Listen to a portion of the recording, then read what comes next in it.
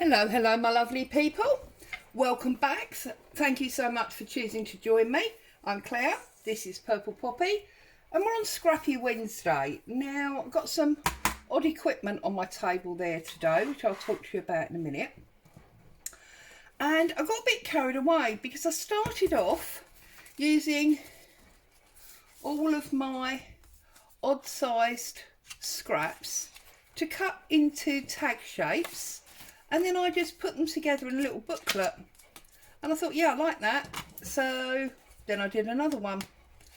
But where it's a bit clever, if you like, is that I used my Stitchhole guide. Now this is generally used for sewing leather, so I've got one of these, and I just lined it up against my ruler, and of course it gave me perforation, which means I can, oh, she says it did, honest it did, I can just tear out the little tag from the book when I want to use it, and I can add some decoration in the hole and move along.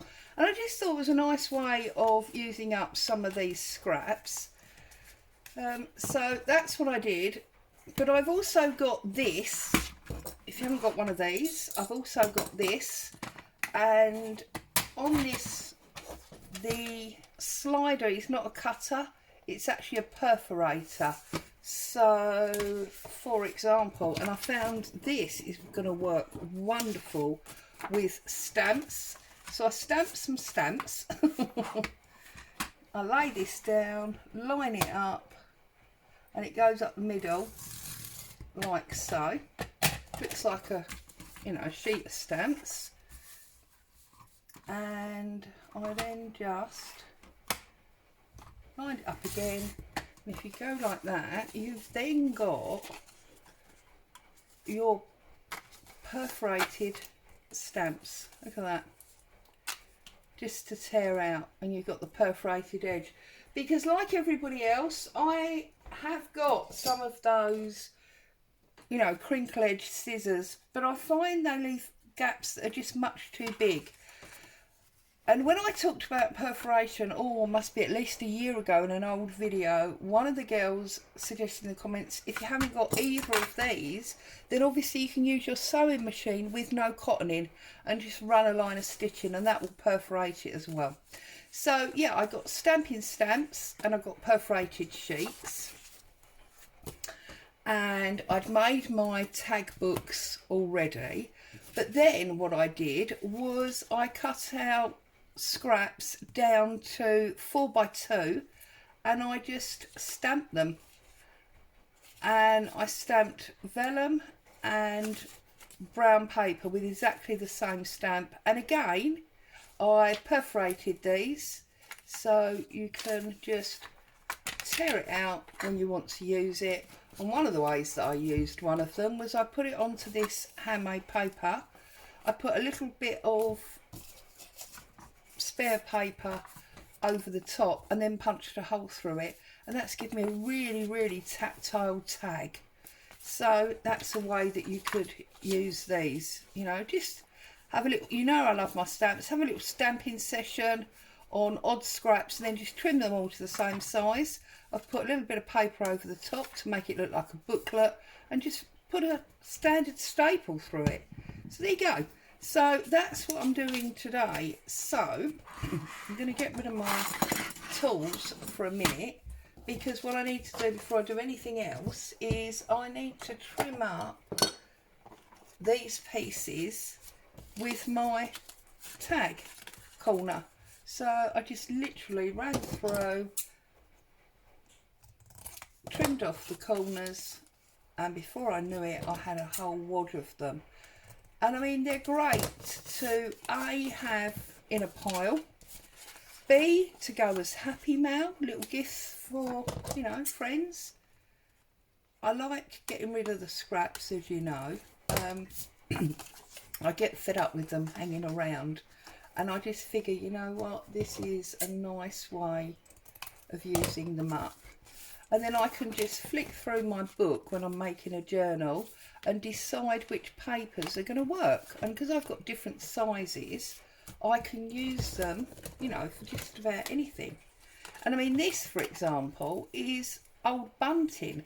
I had a run of bunting for a party or something. And when it was, you know, we weren't using it anymore, it was still perfectly fine. So I've just cut the corners off the triangles and trimmed that down.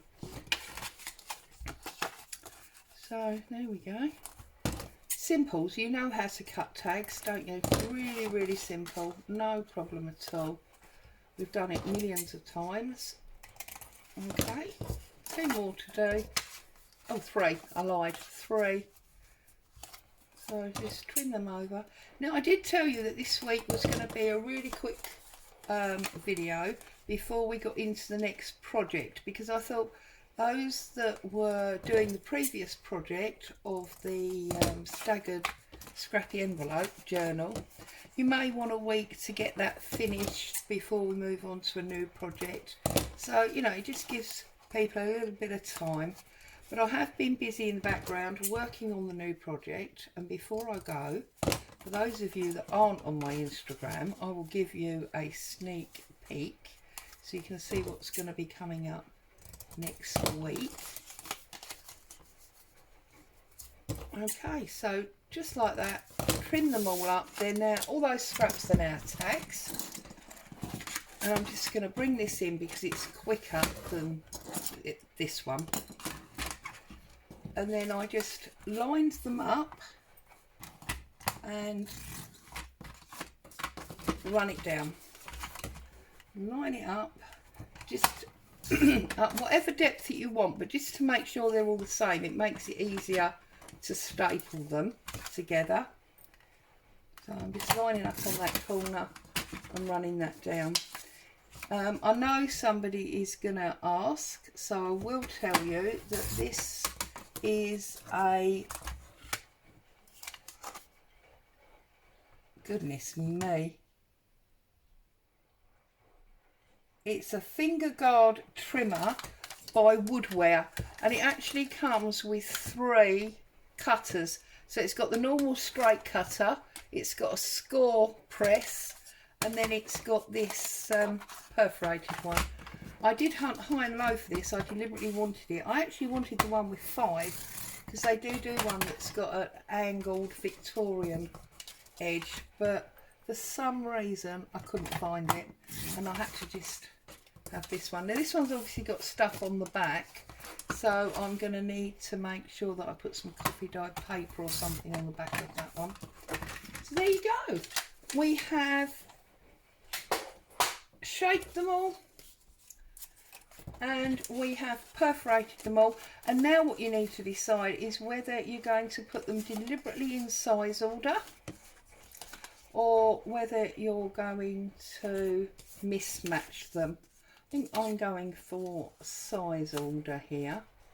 Now this one is shorter but wider, so put that one there, and that one, and that one. I'm sorry about the noise, the water sloshing. I've got the laundry going in the background. Actually, I've been a really busy bee this morning. I've got laundry going, I've got bread in the oven. It's just all happening. So yeah, busy bee. Okay, slide that along and then just literally put a staple in it, making sure obviously that you get your staple below the perforation area, and then just trim it off. So and you'll, before you know where you are, you'll be well away with booklets made from your old scraps. And obviously I did stamps, so I stamped all of those and they're all ready to go. I also obviously did this stamp sheet, but I have also got single stamps which I've perforated, so you could also make yourself a stamp book. I haven't got one, but if you've got one of those stamp sets from Mr. Holt's that's got the railway tickets on it, there you go, I've got a little book of stamps now that's got the railway tickets on it, then obviously you could do those as well, and then you'd have a book of tickets. And you know, the little tickets that we use, if you put a tag on the end, so when we cut a tag, a ticket, now let me think, oh, I know what would be easier because I'm rubbish at cutting. This is a ticket type shape, this one. So if you was to cut the bottom off there like that and give yourself the ticket shape,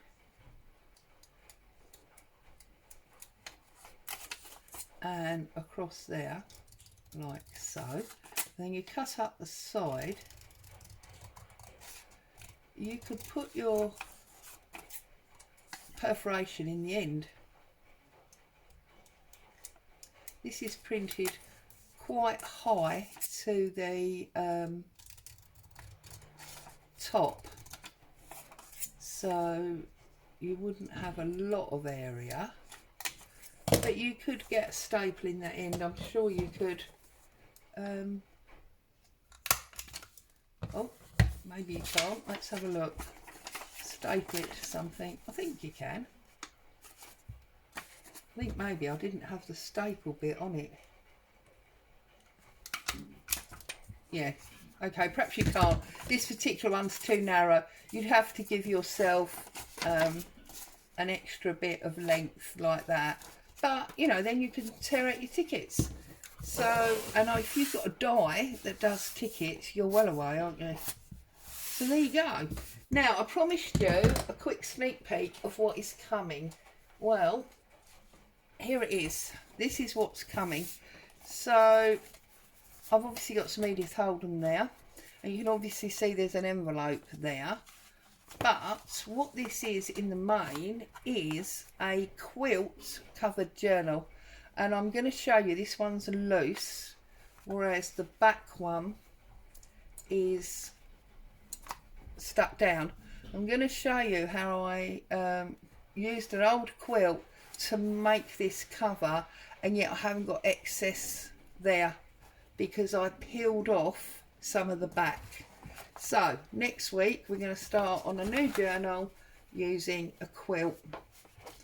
Okay, so as always, thank you so much for joining me. Happy crafting. I'll be back tomorrow with the weekly collage. Stay safe. See you soon. Bye for now.